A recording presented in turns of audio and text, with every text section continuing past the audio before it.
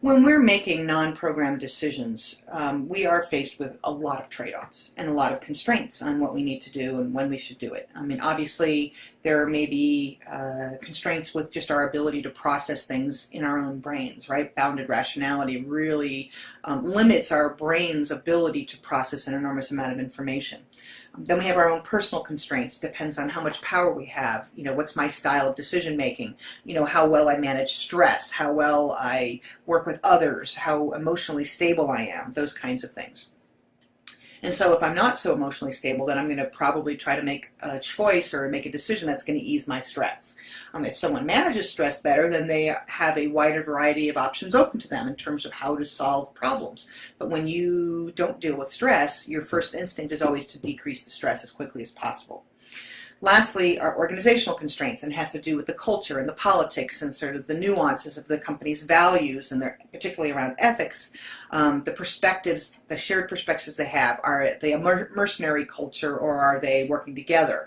And so the more that we understand the culture of the organization and whether or not these coalitions can easily be built if we need to, or we have information that we can depend on from people, you know, that's the issue that we have to focus on, is recognizing there are constraints to the kinds of decisions that we can make and the kinds of solutions we can come up with. The goal of the improv sessions is to teach you guys how to manage some of those organizational constraints and even some of your own personal constraints. When you can set aside your anxieties, when you can set aside pressures, and when you can really be focused in the moment on what it is that you're trying to accomplish, when you can also deal with these constraints and issues and concerns, the glorious thing is the improv really enables you to adapt really quickly to these constraints and helps you to make a better decision. So when we recognize those trade-offs, our goal is to maximize the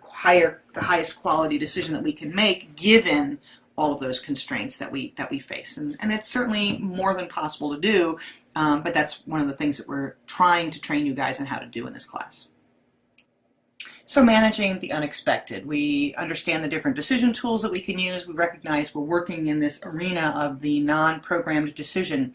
Managing the unexpected requires us to use mindfulness and have a mindful culture. And think about this as we think about the issues that we faced when we were listening to the Columbia decision failure. Think about the Apollo 13 movie clips that we were listening to. Think about some of the discussions we've already had on recognizing that we learn better from failures than we do from successes, right? So what is mindfulness? In the context of decision making, a mindful process added to decision making means that we aren't preoccupied with our successes, but we're actually preoccupied with our failures. And our goal here is we want to look at, why did we fail?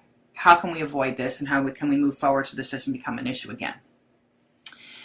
The next step in the process is this idea of being reluctant to simplify things. Remember that Einstein said we want things to be simple as possible, but not too simple, which means then if it's too simple, then we're deficient of the information we really need to make a good decision. We are then doing what we call the limited search bias. We also want to be careful of not gathering too much information, because then we end up with paralysis by analysis, right? So the goal here is to figure out what is the fine line that you walk between having just enough information to be able to do something, to have a nuanced picture, without, you know, trying to simplify it as much as possible. And so the goal here is to allow yourself to see more, to see the moonwalking bear. That's really where the moonwalking bear fits in. We don't want to oversimplify things. We don't want to narrow our interpretations or narrow our focus. We want to see more with new eyes, with different ways of seeing things. So this practice of, you know, walking in someone else's shoes and seeing things with different eyes, all of this is building to help us get to a place where we can be in the unexpected and see things in a new way. In terms of sensitivity to operations, the issue is we have to be sensitive, really super sensitive, to what's normal and what's abnormal, or what's not quite the norm.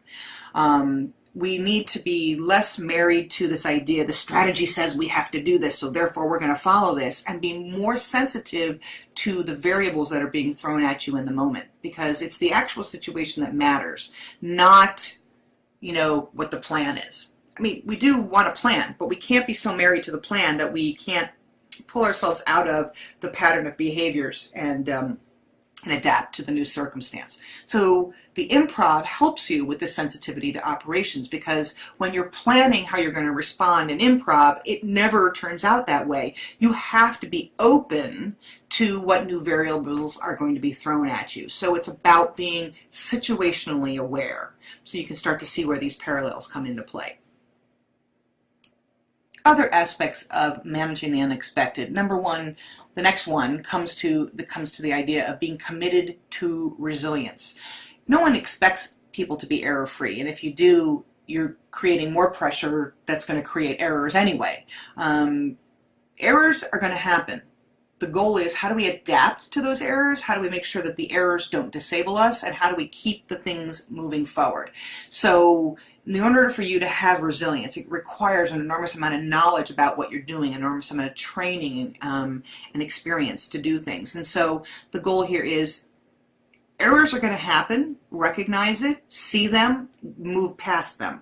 The more that you stay on them and you perseverate over them and you get worried about them, the less likely you're able to see clear solutions to your problems and work through the error.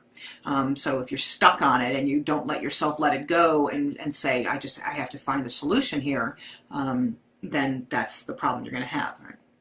Interesting conversation today with somebody who said, my building was on fire, and someone said to me, aren't you upset? And he said, I don't have time to be upset. Right now, what I need to focus on is how to solve the problem for my customers and my clients.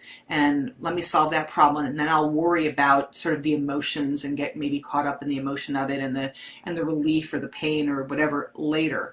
So for this individual, he was in a crisis, and he was in a crisis mode to solve the problem, recognize that these kind of things are going to happen, and fix the problem first. Don't let the emotion of the moment sort of overwhelm you, and then you can move on later. But it requires you to stay really focused. It requires you to be really present, and recognizing that this has to be set aside in order to make the problems, make the solutions come about. The deference to expertise. What does this mean? Authority shouldn't always rest at the top of the hierarchy. Authority has to rest in the hands of the individual who has to do the job every day. And they have to be empowered to be able to do that job and know that if they say, this is not right, this has to stop, that everybody listens and says, the expert has spoken, we need to stop. This is not going to work. And this is why, if you remember examples we've talked about in class, and if we didn't talk about it in class, then if you read Malcolm Gladwell's Outliers, you'll get a sense of this. Why the airplanes from South Korea, why they were having these accidents time and time again.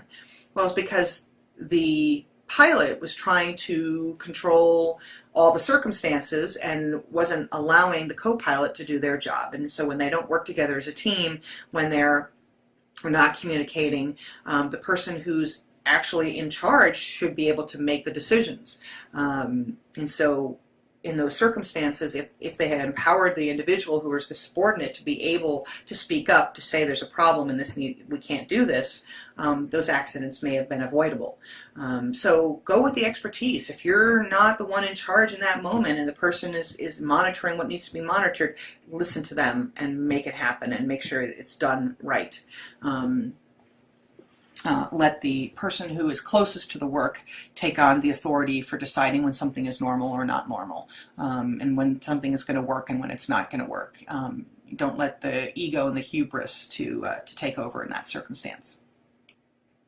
So other aspects of managing the unexpected, it means that we have to be alert, situationally aware. We have to be constantly thinking about how can we make sense of what it is that we're looking at. So this idea of sense making is huge.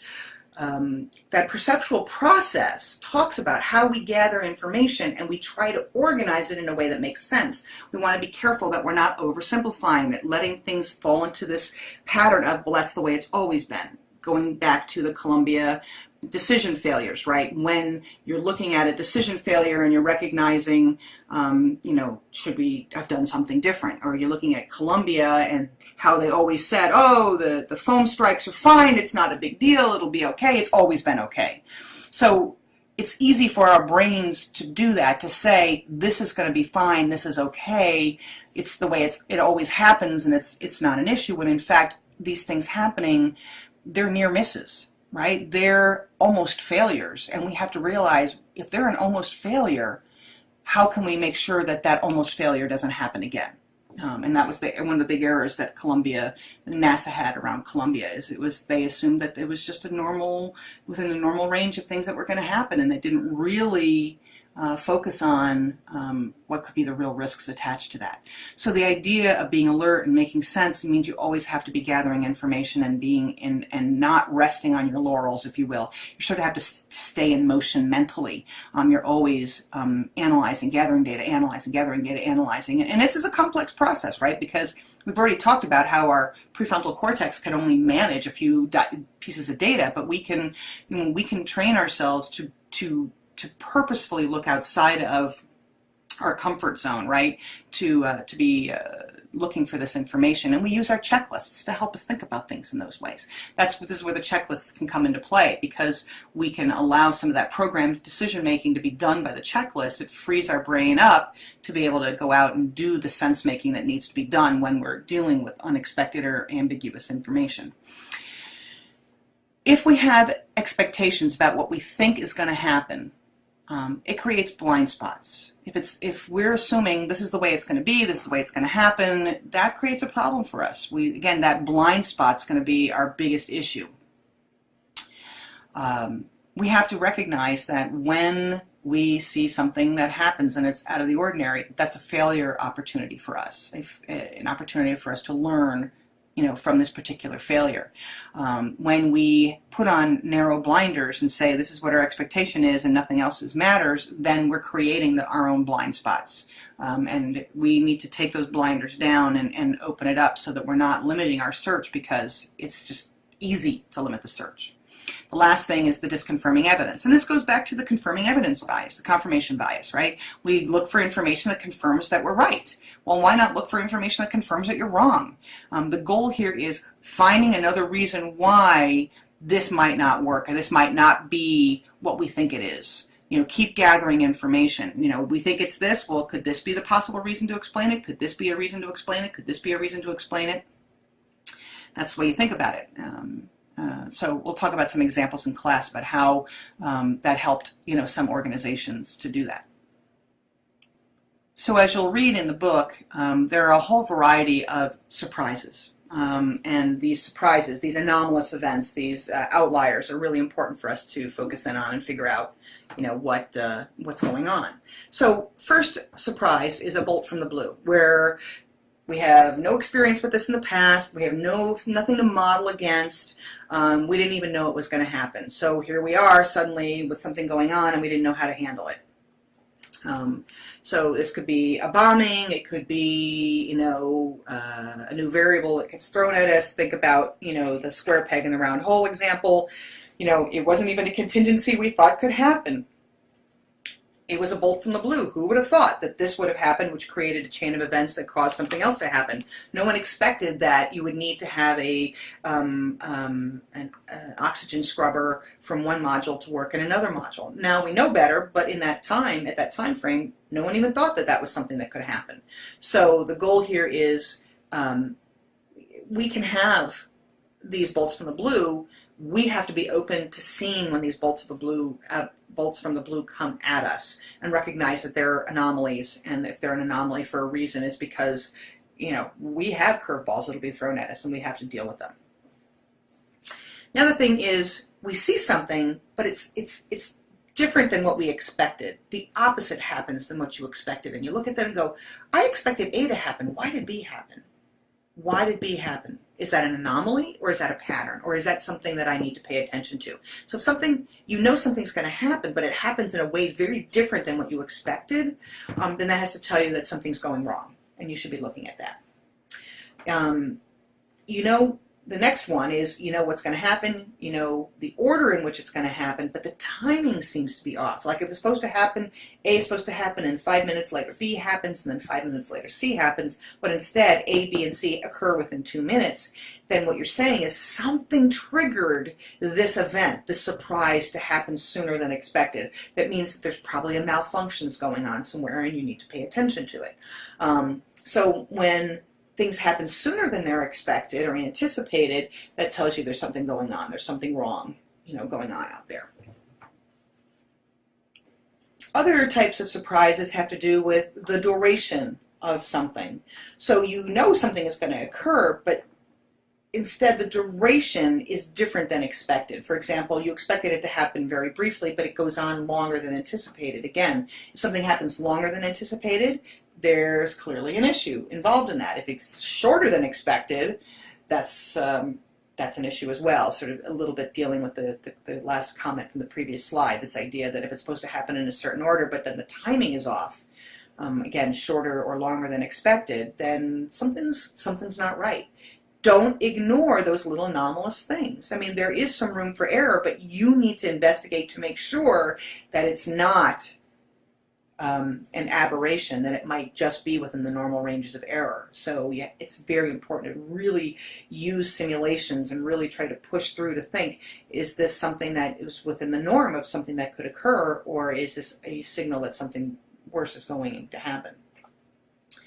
The other thing is where we might see a problem, we expect to see a reaction in a certain way, but the reaction's amplitude is much larger than we had expected, or perhaps significantly smaller than we had expected. So we expected B, and it was supposed to be this huge reaction, but instead we got A, which is a very small reaction. Or we expected A, which is small, and the reaction ended up being B. That tells you something's not right, something's not normal, whatever that might be.